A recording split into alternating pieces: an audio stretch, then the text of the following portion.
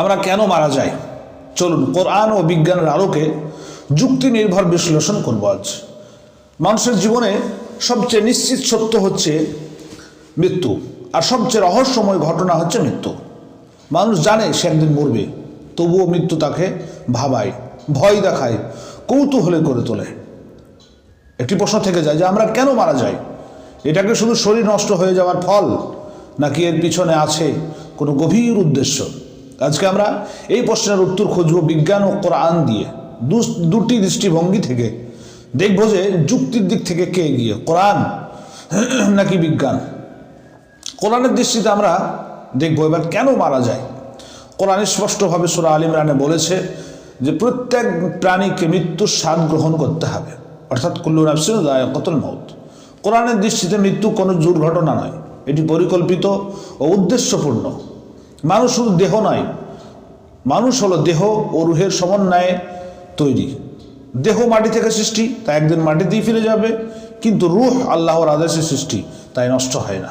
কোরআন আরও বলে যে তিনি জীবন ও মৃত্যু সৃষ্টি করেছেন যাতে তোমাদের পরীক্ষা করতে পারেন।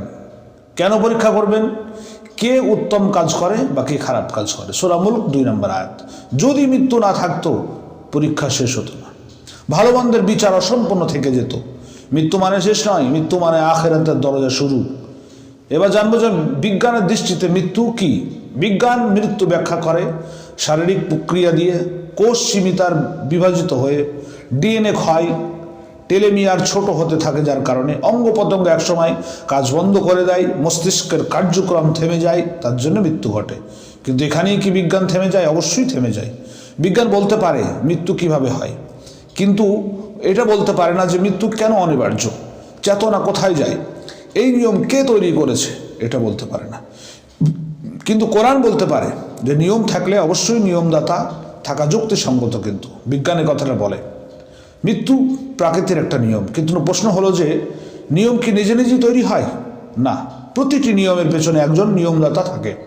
কোরআন বলে যে আল্লাহ মানুষের জন্য নির্দিষ্ট সময় নির্ধারিত করে দিয়েছেন। চেতনার প্রশ্ন বলি, মৃত্যুর পর শরীর পড়ে থাকে, কিন্তু আমি অনুভূতিটা কোথায় যায়? আমি কি হাত, পা, চোখ? না, এগুলো আমার অংশ, আমি নই।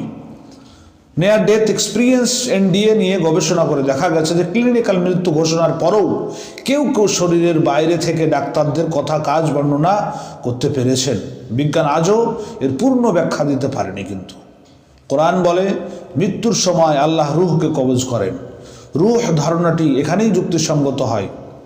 ন্যায় বিচারের যুক্তি, এই দুনিয়ায় অনেক জালিম শাস্তি ছাড়াই কিন্তু মারা যায়। দেখবেন অনেক নির্দোষ মানুষ কষ্টে মারা যায়। যদি মৃত্যু সব কিছু শেষ হয়ে যেত তাহলে ন্যায় বিচার অর্থহীন হয়ে যেত।